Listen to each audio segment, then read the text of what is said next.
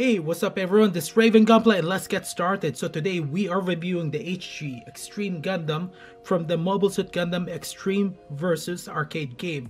It is a pilotless mobile suit containing a bodiless core named EX, and practically the other name is Extreme Despair. So the AI deemed the humanity in this universe as redundant and should be destroyed, and hence the Extreme Gundam. Now it actually have its own brother unit, the Extreme Gundam type-leos, which is actually piloted by a human, which we will talk about since there's actually a p-bandai for it. Now before moving forward, a special shout out to the sponsor of this channel, Sci-Fi Anime Montreal. They are providing different types of plastic model kits from Bandai, Kotobukiya, Frame Arms, Hexagears, Curator's Workshop, Tamiya, and many more. So I will leave the link in the description below so you guys can check them out. And also they have a special discount for any orders $50 and above. So I will leave it somewhere here so you guys can check them out. And just to let you guys know, this special offer is for within Canada only for the moment. Now, let's keep on going, shall we? Now, this information I got through Gundam Wikia, aka Fandom, and you guys can actually check them out in the Android app, Fandom, and it actually features other animes or series, and so you guys can check them out. Now, for the history of this unit here, 2 Extreme Gundams were built by an unknown origin and was designed for space travel. One of them is a pilotless mobile suit with a bodiless core named EX. The reason behind an AI pilot is because of the apparent shortage of human candidates. Now, another unit, which is painted in red, falls into the hand of the organization Cosmic Compiler and is piloted by Leos Alloy in pursuit of AI pilot EX. According to EX, its name is reference to it being Extreme Despair, for it represents the limits of evolution and being proof that there is no hope for humanity of Gundam EXA's timeline. It's also extremely strong, and that it invokes the despair in its enemy. However, this unit was destroyed after the final battle between the latter and Extreme Gundam type-leos. Now, this unit actually have multiple forms. Now you got the Tachyon phase, which is a close combat oriented armor pack capable of generating electricity spears by detaching its forearms. Is said to have a high defense capabilities as well. And then you got your Extreme Gundam Carnage phase, which is a long range and artillery armor pack capable of using the black hole cannons. And then you got your Extreme Gundam Ignis phase, an armor pack that gives the Extreme Gundam a slightly feminine appearance and an array of funnels capable of performing all range attacks as well as generating a blizzard of spears. Then you have your Extreme Gundam Mystic phase, a magical themed armor pack that grants the unit the body of a winged center which excels at any range with a transformable lance launching numerous beam shots, whirlwinds, and F missiles from its wings. It also has a moonlight butterfly-esque attack it executes with its wings. Then you have the brother unit or the sister unit, Extreme Gundam type-leos, a red-colored variant leftover named after its pilot, Leos Alloy. Unlike its brother unit, it uses more traditional weapon packs based on other Gundams rather than the massive armor packs. Then you got your Extreme Gundam R, a variant with much toned down blue glowing parts.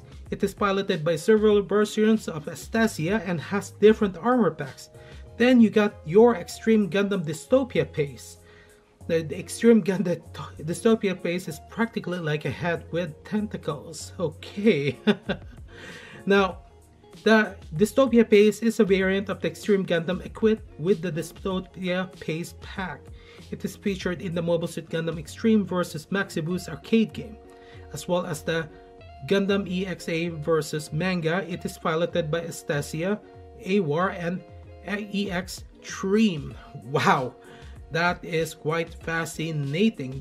But that's all the information that we have regarding the history of this unit, and there is just so much. Now when it comes to the leftover parts, you only got some polycaps there. You can recycle them or throw them away, but remember, always recycle. Now when it comes to the stickers, not a whole lot here, as you guys can see, which is quite nice at all. But then I won't be using the rest of the stickers there. This is garbage. I hate paper stickers. When it comes to the extra parts, you do have your hands that gonna hold the beam sabers, and then you got your what do you call this now, left hand open palm for some action poses, and then you got your right hand trigger, and as you can see, the peg there is adjusted for the extreme rifle, and then you got your beam saber here.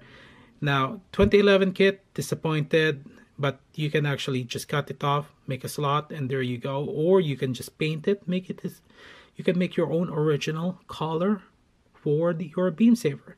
Now for the other parts, you actually got your extreme rifle, and as you guys can see, there's really nice details there, which is not bad at all. Okay, but then you have some seam lines there, which is typical, and nubs. And then you got your extreme shield.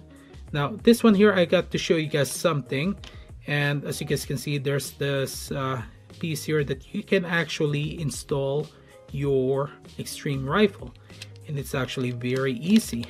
Okay, there you go. But then removing them is a little bit hard, so you will need something solid. Don't use your beam saber there, otherwise you'll break it. But then you do have your articulated parts here as well, and I'm mentioning it in advance. And this bag here is going to be very useful, which I'm going to show you guys right away. So you do need your Extreme Gundam. So the way you install the shield is, as you guys can see, and that slot there keeps it from falling off. Now the way you position this, it will fall off, as you guys can see there. So you get to post this in the proper manner, or you can actually modify it and put a magnet in between, and that fixes the problem, right? Okay. Now the other feature that this unit have is the slot here for the action base, basic action base, and you can actually remove this, and you can actually do your own customization, which is one of the plus side. Now the beam sabers here are just decorative. You pull this off, there's no slot, which is kind of what do you call that, disappointing. Now for the headpiece here, this is actually quite interesting. Why? Because in its form, this actually changes into a feminine form. And let's do a little bit of an experiment. Ooh, look at that, it is actually a head. And then let's see, where's that? Then you just put that there. Is it working? No, come on, come on, come on. Looks like it's not, but this is a face on its own. It is one of its form. So there's this indentation there. It was done intentionally, so you can actually create one of its form, which is actually quite nice. Now the other details that you guys can see here is actually quite nice. There's really, like, the stickers, as you guys can see, yeah, but it's very basic. You can actually do your own customization, scribing here, which is actually quite nice. And then as you guys can see, there are seam lines, which is visible, in nubs, so you can fix that easily. Just better be careful. You got nubs at the back of the legs here. You got some seam lines at the arm. As for the shoulder piece, you won't actually notice it much. For the headpiece, there's a line there with some nubs. So yeah, just a proper sanding and to remove the nubs and seam line removal, as you guys can tell. Now let's move on to the, what do you call that now, to the articulation test. Now let's start from top to bottom. The headpiece gets some good range of motion, but the fin for the back is actually what's keeping it, so better be careful. For the backpack, the thrusters here is actually articulated, okay, so you can move it. The beam sabers, you can remove it, but it's only there for decorative. Now for the shoulder piece here, this is a ball joint, so you do have some limited articulation, but you do have some good range. And also the arm is double jointed, so there you go. As for the waist, okay, and then it actually got some 360-degree range of motion. For the skirt, there's no back skirt, so you can actually, there you go, do that articulation. And then the front skirt doesn't actually move, and then you can actually remove this piece. That's another feature that I forgot to mention that I'm mentioning now. So the side skirt, you do have some range of motion. Now this one here is actually a ball joint, so that's the downside to it, but you can do your own modification if you want. This one here is not double jointed, and the ankle guard do have some articulation, but better be careful with the clear parts because it might fall off. You can use glue if you want to secure it. So you guys can see there's some knobs there, and you get some good range of motion there. Now there you go. We covered so much on this Extreme Gundam here. Now this unit here is, I actually consider a rare kit, a secret rare unit, because it took me maybe about 5 years when I first saw my first Extreme Gundam, and it took many years till I saw this one again in 2021. So I took that opportunity to grab it, because you know what, you won't see this anytime soon. And every year Bandai do have its own list of re-release kits, and for 2022 it's not even on that list. So better get it when you get the chance, or if you have the budget, okay?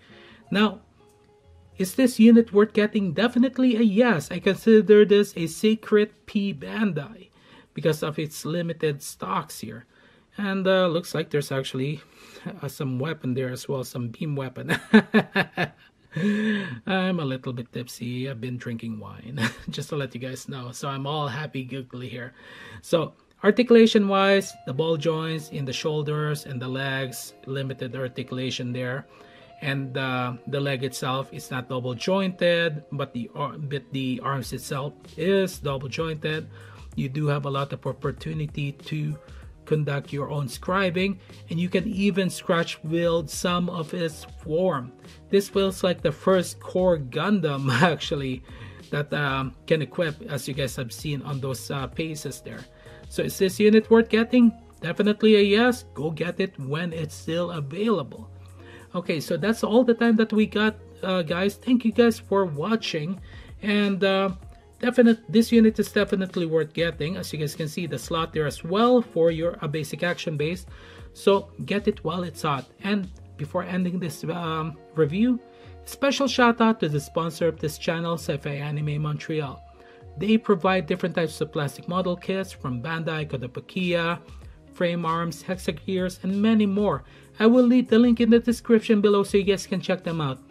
And also, they are providing a special offer right now for any orders $50 and above, and they are only providing this for the moment within Canada only.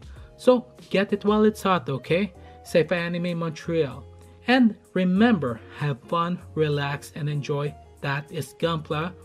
Enjoy the hobby. That's the most important part. And have a good day, good night, afternoon, wherever you are. This is Raven Gunpla signing out, and I'll see you guys in the next video.